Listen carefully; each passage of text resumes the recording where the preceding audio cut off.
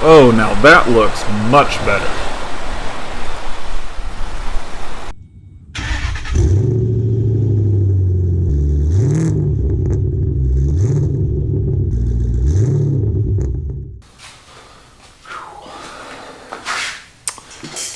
Hello and welcome back to Casey's Garage, where we make DIY repair videos as well as car restoration and rebuild videos. Today's video is going to be a little bit different than what we typically do on the channel, as I have been recently laid off from my job due to the world pandemic. Therefore, I'm going to need to take a little break from these Copart rebuilds so that I can just have a minute to make some big decisions on where to go from here. But don't worry, Casey's Garage will continue on. We still have plenty of work to do, and we do have that special project coming up here, hopefully very soon as we get close to 1,000 subscribers. And I've teased you guys about it for some time. It is going to be a fun project. I think everyone will enjoy, and it's a classic. So it's going to take some work and some time and some dollars to get it back on the road again, but I'm very excited to debut that and to bring you with me on the journey of getting it back on the road. And if you'd like to support the channel, don't forget to smash that sub button. That's the best way you can help support our channel. And if you'd like to take it a step further, there is a Patreon link that I'll put in the description as well at the end of the video. And all proceeds, of course, will go towards our projects and finish them up and have some fun with them. And what you're about to watch is on a trip I made to Oklahoma earlier this spring, right before the world pandemic. And that is where we are going to visit Iron Goat Garage. That's where I've been rocking all this gear the last several videos. Where we're going to be taking our 2017 Jeep Wrangler to get a much needed upgrade done. So enjoy the video. Hit that sub button, and I'll catch you soon.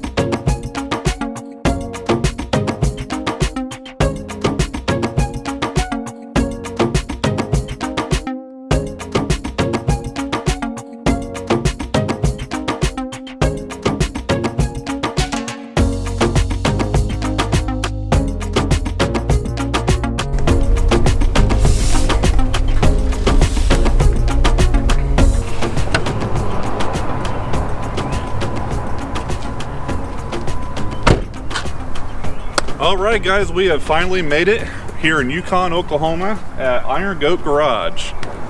What we're going to do today is we're going to take this 2017 Wrangler that I bought about a year ago, and we're going to take it inside the shop and put a 2.5 inch Terraflex lift kit on it, and plus a Terraflex suspension, or shocks. So let's jump back in the Jeep, let's get this inside, and let's get to work.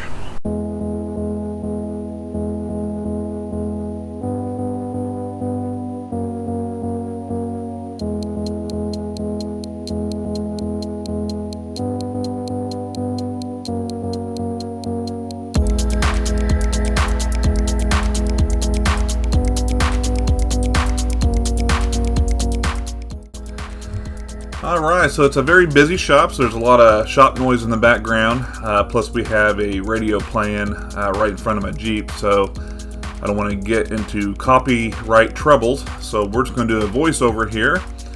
And of course the first step we have to do, as you see here, is take off the wheels.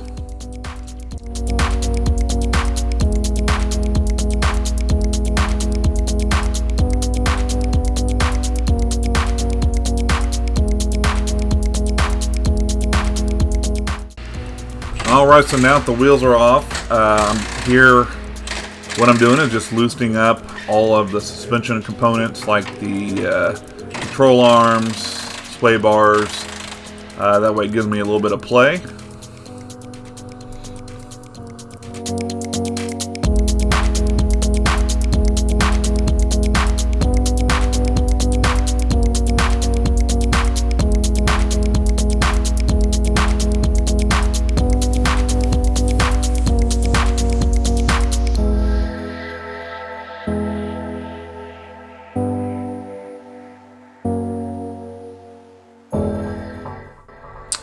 Alright, now that everything is loosened up, it's time to go ahead and start removing the shocks and the springs. So there's just a bolt here at the bottom of the shock, and there's another one at the top, which it looks like I've already got it loosened up, so now I'm just threading it out here.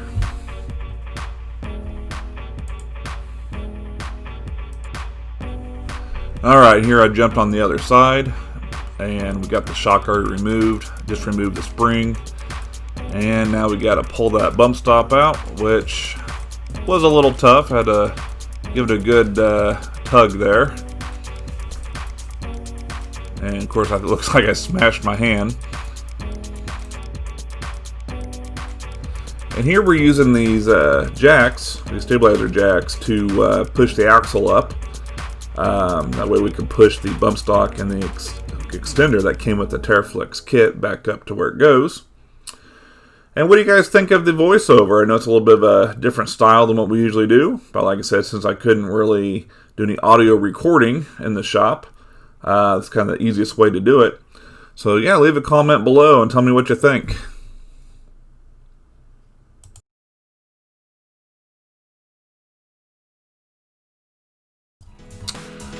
Alright, and here we're just lowering the jack back down to give us some clearance so we can get the new spring in and the new shock from the Terraflex kit.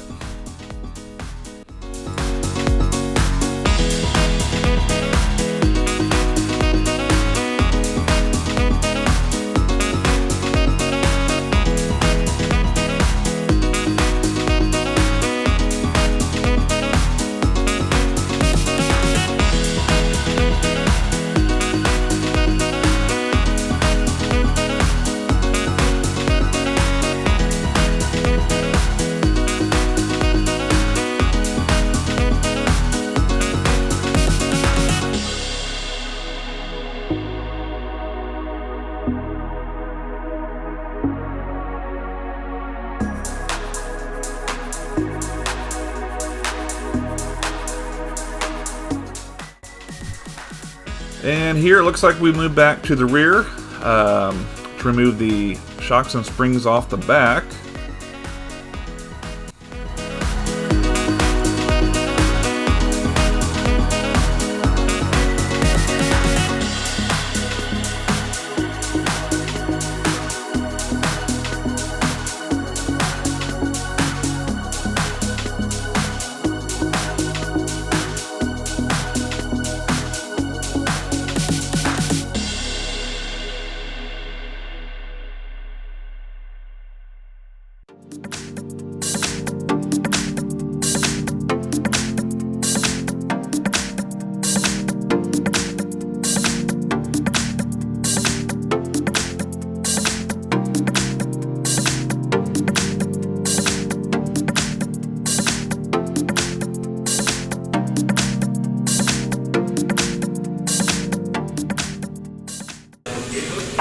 What do you guys think? Sticker down or sticker in? Down? Okay. That's the thing with the tire on there. And after getting the guys there at the shop's opinion on which way to put the shock, we're getting it installed, and we got the one spring installed, and get this rear end all buttoned up.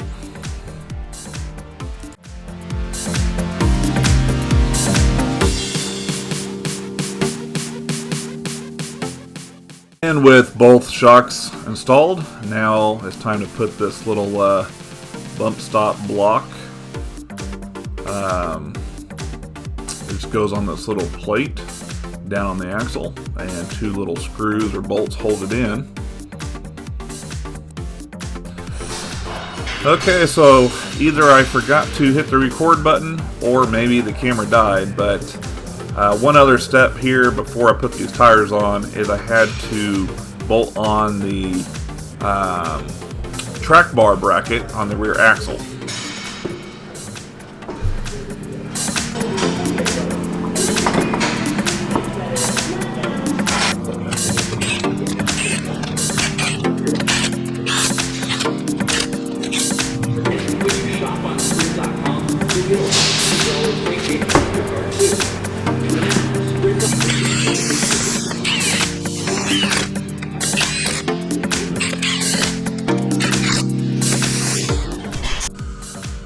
Alright, so the new kit is installed. Now it's time to lower the Jeep back down so I can reconnect the front sway bar, and then we'll head over to the alignment machine.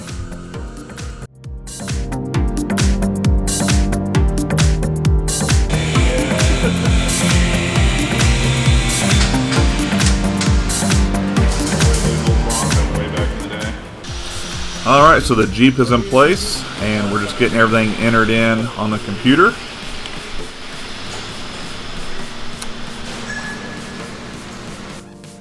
And now that it's all entered in, we're just following the machine's instructions and turning the wheel and trying to get it within the green area there as it tells us where to stop. And then it'll show us what needs to be adjusted. And as you can see, we got a few red squares, so we'll get underneath the Jeep, do some adjustments. And just like that, the Jeep is finished. Now it's time to back it out of the garage.